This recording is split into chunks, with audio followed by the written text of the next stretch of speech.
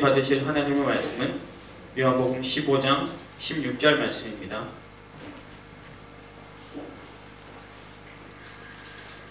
요한복음 15장 16절 말씀입니다.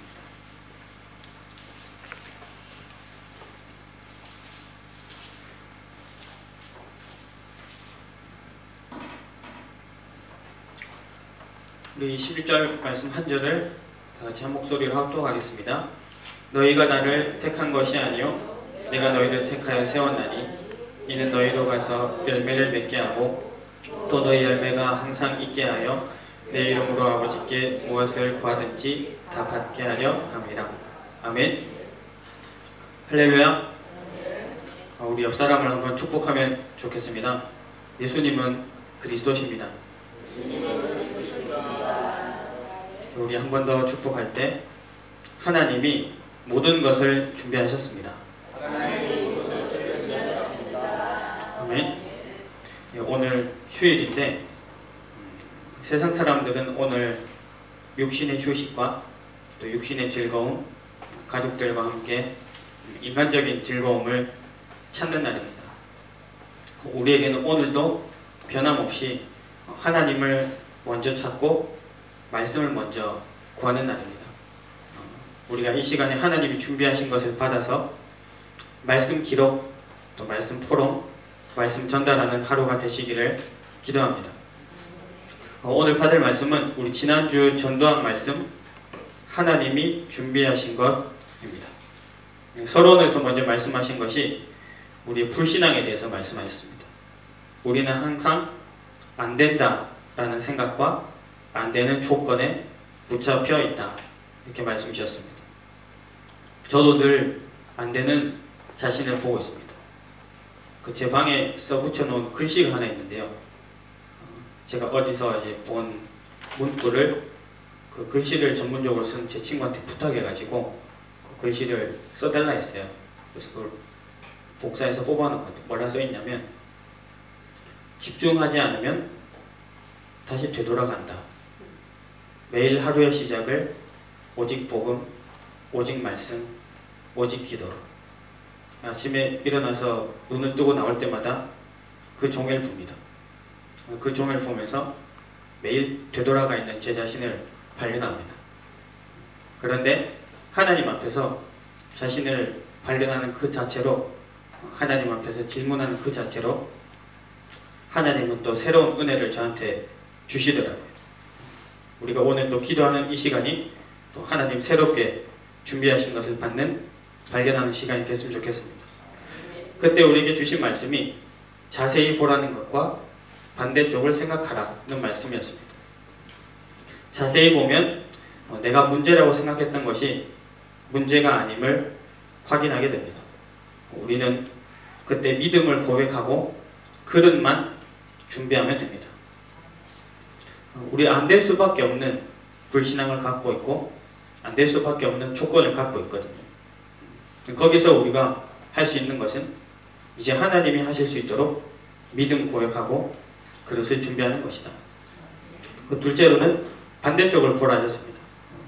반대쪽을 보라는 것은 사실 반대쪽에 답이 있다기보다 하나님이 따로 준비하신 응답이 있기 때문에 그것을 확인하라는 것입니다. 내 문제에 매여 있지 말고. 하나님은 우리 인생에 완전한 계획을 갖고 계십니다. 그 계획이 발견되는 오늘이 되었으면 좋겠습니다. 오늘 말씀 첫 번째 보시면요. 그래서 하나님이 무엇을 준비하셨느냐? 첫 번째는 하나님은 문제 속에 답을 준비하셨다. 바울의 고백 세 가지를 제가 한번 읽어드리겠습니다.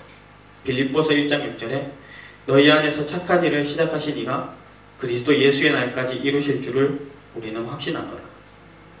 2장 13절에는 너희 안에서 행하시는 이는 하나님이시니 자기의 기쁘신 뜻을 위하여 너희에게 소원을 두고 행하게 하시나니 하나님이 행하게 하신다.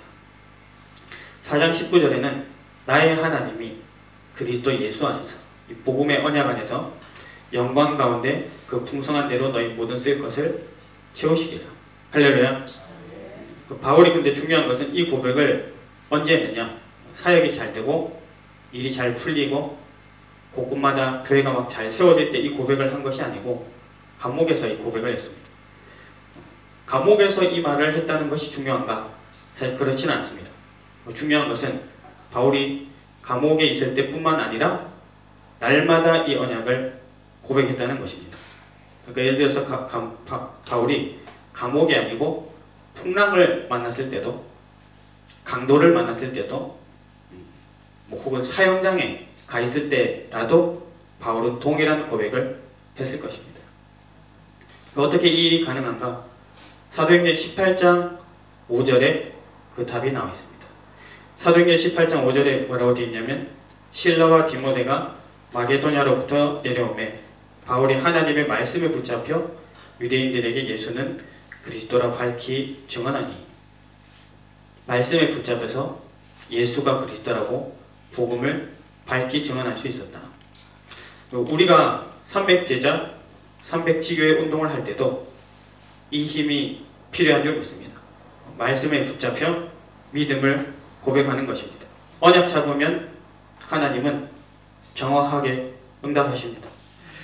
제가 이 18장 5절 말씀을 보면서 또 붙잡은 언약이 한 가지 있습니다. 우리가 정말 응답받는 신앙생활을 할 수 있는 비결이 있다. 그게 뭐냐면, 이 18장 5절을 보면요, 원래 이제 바울이 고린도에서 복음을 전하고 있고 실라와 디모데는 마게도냐에 있었거든요. 이제 실라와 디모데가 마게도냐로부터 내려오매 바울이 하나님의 말씀에 붙잡혀, 사실 그전에도 바울은 사역하고 있었는데 실라와 디모데가 온 후에 본격적으로 바울은 말씀에 붙잡힐 수 있었다. 저는 이것이 부교역자의 역할이고 또 목사님을 돕는 중직자들의 역할이라고 생각합니다. 바울과 실라가 와서 다른 건 아니겠죠. 바울이 말씀과 기도에 전무할 수 있도록 도왔을 것입니다. 그래서 저도 이 부분을 붙잡았습니다. 하나님이 우리에게 말씀을 주시는 강단을 위해 기도하고 강단을 위해서 헌신한다. 이것이 내가 할 수 있는 가장 값진 헌신이고 내가 응답받을 수 있는 신앙생활의 비밀이다. 오늘 두 번째 말씀은요, 고린도전서 3장 16절 말씀입니다. 우리가 잘 아는 말씀입니다. 너희는 너희가 하나님의 성전인 것과 하나님의 성령이 너희 안에 계시는 것을 알지 못하느냐. 근데 바울은 이 고백을 고린도 지역에 가득한 우상 신전들을 보면서 이 고백을 했습니다. 우리는 300지교회를 두고 기도하고 있습니다. 또 새 성전을 놓고 기도하고 있습니다. 근데 300지교회 운동의 시작이 뭐냐? 새 성전 건축의 시작이 뭐냐? 우리 있는 현장에서 내가 하나님의 성전이다. 그 언약을 붙잡고 먼저 고백하는 것이 시작입니다. 지교회 운동도 새 성전도 우리 힘으로는 할 수 있습니다. 우리 힘으로도 할 수는 있습니다. 목사님 말씀하신 대로 우리 힘만큼만 할 수 있습니다. 근데 하나님이 주인 되시면 하나님의 능력만큼 하나님의 언약대로 될 것입니다. 그래서 두 번째 제목은 뭐냐면, 흑암 속에 참 교회를 준비하신다. 그러면 그 지역에 가득한 우상도 무너질 것입니다. 우상에 잡힌 사람들도 돌아올 것입니다. 어두움은 빛을 이길 수 없기 때문에. 세 번째입니다. 고린도전서 16장 19절 말씀인데요, 이 말씀 제목을 핍박 속에서 받은 응답이다. 이 뭐라고 써있냐면, 아시아의 교회들이 너희에게 무난하고 아굴라와 브리스가와 그 집에 있는 교회가 주 안에서 너희에게 간절히 무난하고. 이 고린도 교회는요, 브리스길라 아굴라 부부 집에 세워졌습니다. 근데 이 교회가 핍박 속에서 세워졌다. 무슨 말이냐면, 이 부부가 원래 로마에서 살다가 핍박 때문에 이 고린도로 쫓겨왔거든요. 근데 쫓겨온 거기서 바울을 만났고 바울과 함께 그곳에서 교회를 세웠습니다. 전도학에서는, 이 말씀에서는 류 목사님이 이 교회를 보고 지교회라고 하셨습니다. 핍박 속에서 지교회가 세워졌다. 하나님은 좀 순탄하게 지교회를 세우시면 될 텐데 왜 꼭 핍박 통해서 지교회를 세우시느냐? 핍박을 통해서 제자가 분별되기 때문입니다. 핍박이 와보면 누가 진짜 제자인지 알 수 있습니다. 어려움이 와보면 그 사람이 진짜 제자인지 알 수 있습니다. 말씀 운동을 지속할 수 있는 제자가 있는 곳이 지교회입니다. 그래서 오늘 세 번째는요, 핍박 속에 하나님은 제자를 준비하신다. 혹시 지금 어려움 중에 핍박 중에 처하신 분이 계시다면 믿음을 고백하시기 바랍니다. 내가 있는 이 현장에서 하나님이 하나의 지교회를 세우시겠구나. 그래서 300제자가 세워지겠구나. 오늘 본문 말씀을 믿으시면 됩니다. 너희가 나를 택한 것이 아니요 내가 너희를 택하여 세운다니. 결론 말씀입니다. 서론에서는 안 된다는 불신앙을 말씀하셨는데 이 불신앙은 주로 사역자들이 많이 한다고 했습니다. 결론에서는 또 세상이 대단하다는 착각, 그 불신앙을 얘기하셨는데 이건 중직자들이 주로 많이 하는 착각이라 했습니다. 당연히 각자가 있는 곳에서 그런 생각을 할 수 있겠죠. 근데 그렇지 않다. 속지 말라. 이런 말씀을 주셨습니다. 그러면 세상이 다 대단하다. 그렇지 않다. 그러면 세상이 별것 아니냐? 그 말도 아닙니다. 답은 상관없다는 것입니다. 세상을 정확하게 보면 대단하든 그 반대든 그냥 하나님이 살리라고 보내신 현장이다. 그것이 우리에게 주시는 메시지인 줄 믿습니다. 저는 이 말씀을 보면서 이번 주 2부 예배 복음과 기도에서 주신 말씀이 생각났습니다. 그 3번의 제목인데요. 하나님이 응답을 주시는데 응답의 목표는 방법도 아니고 경쟁도 아니고 성공도 아니다. 하나님이 응답을 주시는 목표는 영적인 서밋이다. 할렐루야. 요셉을 향한 하나님의 목표는 요셉을 총리로 세우시는 것이 아니었습니다. 영적 서밋으로 세우는 것이었습니다. 그래서 노예로 보내신 목표도 영적 서밋, 감옥에 보내신 목표도 영적인 서밋, 총리 자리에 보내신 것도 영적인 서밋. 그래서 그게 요셉이 진짜 받은 응답이다. 잘 되는 것이 목표고 총리가 되는 것이 목표라면 스데반이 돌 맞아 죽은 것은 성공이 아니거든요. 실패한 죽음입니다. 근데 그렇지 않았습니다. 스데반은 돌을 맞으면서 죽어가는 그 현장에서 영적 서밋이었습니다. 오늘 빌립보서 1장 20절에서 21절 말씀을 언약으로 잡았습니다. 나의 간절한 기대와 소망을 따라 아무 일에든지 부끄러워하지 아니하고 환경이 어떻든 상관없이 지금도 전과 같이 온전히 담대하여 살든지 죽든지 내 몸에서 그리스도가 존귀하게 되게 하려 하느니 이는 내게 사는 것이 그리스도니 내 안에 하나님 함께 하시기 때문에 이 모든 것이 되는 겁니다. 그래서 죽는 것도 유익합니다. 이렇게 고백하고 있습니다. 영적 서밋 때는 세 가지 방법을 말씀하셨습니다. 첫 번째는 체험하는 것이다. 순복음처럼 아주 확실하다. 이렇게 얘기하셨습니다. 두 번째는 언약 속으로 들어가는 것이다. 이것이 체험보다 훨씬 더 좋은 것이라 하셨습니다. 세 번째는요. 저도 이걸 기도 제목을 잡았는데 신앙을 내 삶의 제 1순위로 넣는 것이다. 그러면 영적 서밋으로 세워지는 응답을 받을 수 있습니다. 오늘 휴일인데 이 휴일에 또 이 새벽에 말씀 받고 기도하러 모이신 여러분들은 이미 하나님이 제 1순위이신 줄 믿습니다.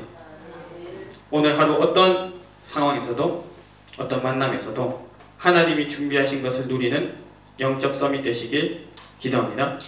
우리 한번 옆 사람 보면서 축복하겠습니다.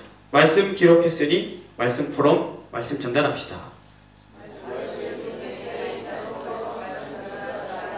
네, 제가 한번 기도하겠습니다. 하나님 은혜 감사합니다. 하나님이 준비하신 것을 보고 누리고 전달하는 오늘 하루가 되게 해 주옵소서. 예수님 이름으로 기도합니다. 아멘. 우리 차도원 목사님께서 축도해 주시고 우리 개인 기도하겠습니다.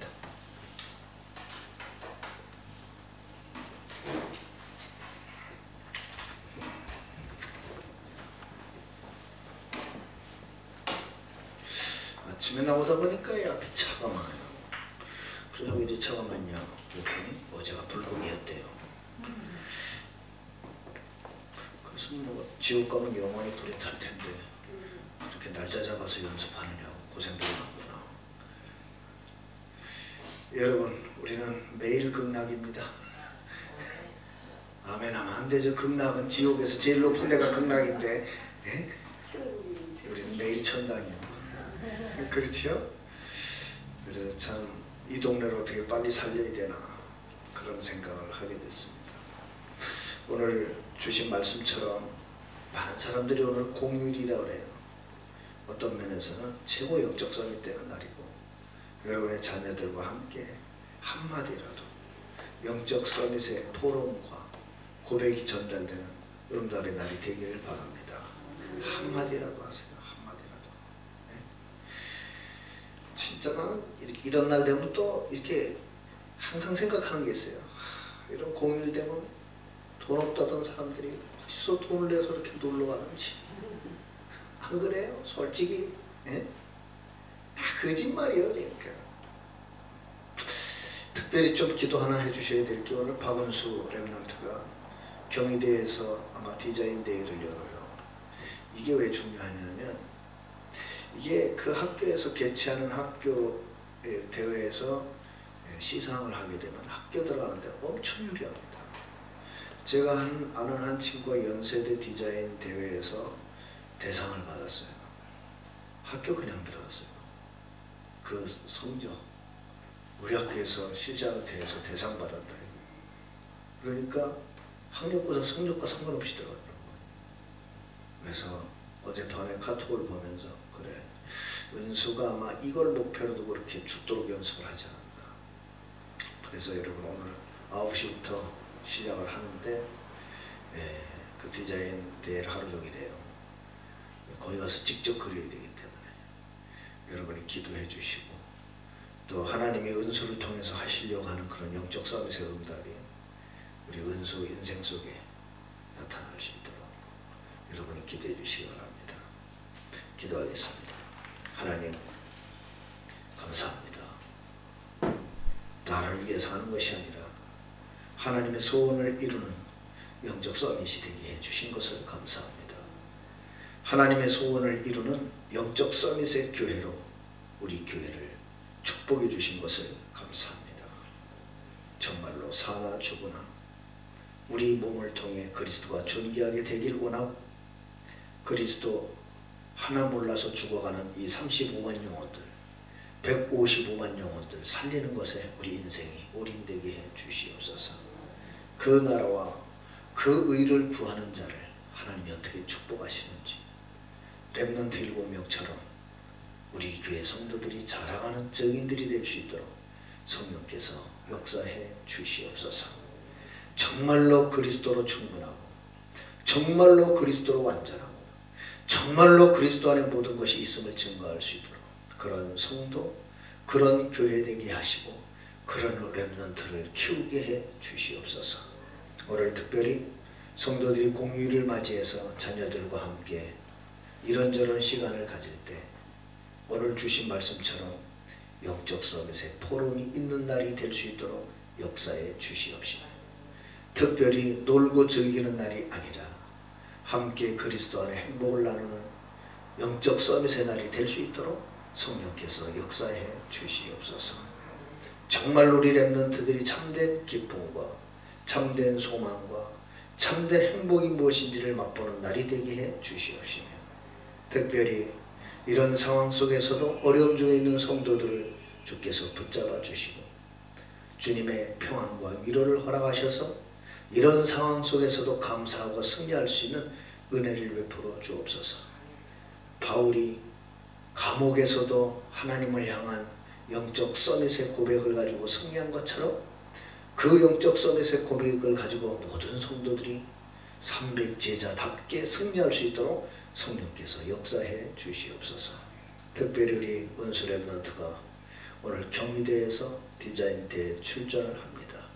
하늘의 능력과 지혜를 허락해 주시고 그 손에 공유함을 더해 주셔서 다윗을 축복하셨던 그 하나님의 축복이 은수에게 임할 수 있도록 성령께서 역사해 주시옵소서. 그래서 영적 서밋으로 마음껏 하나님께 영광 돌릴 수 있는 은혜를 힘있게 해 주시옵소서. 정말 우리 임마누엘 강옥교회 렘넌트들은 하나님이 찾으시는 이 시대 영적 서밋으로 하나님 앞에 최고 쓰임받게 해 주시옵소서. 지금은 우리 주 예수 그리스도의 은혜와 하나님 아버지의 크신 사랑과 성령님의 역사하심이 함께 동역자 되어 오직 그리스도의 빛만을 바랄 300제자들, 사랑하는 성도들 머리 위에 섬기는 가정과 말씀운동 현장과 빛의 산업 위에 우리 임마누엘 강원교회와 우리에게 허락하신 저 735평 새성전 위에 우리 렘넌트들과 분선교사들 머리 위에 그리고 정말로 함께 기도하는 전세계 동역자들 머리 위에 지금부터 영원토록 항상 함께 계실지어다.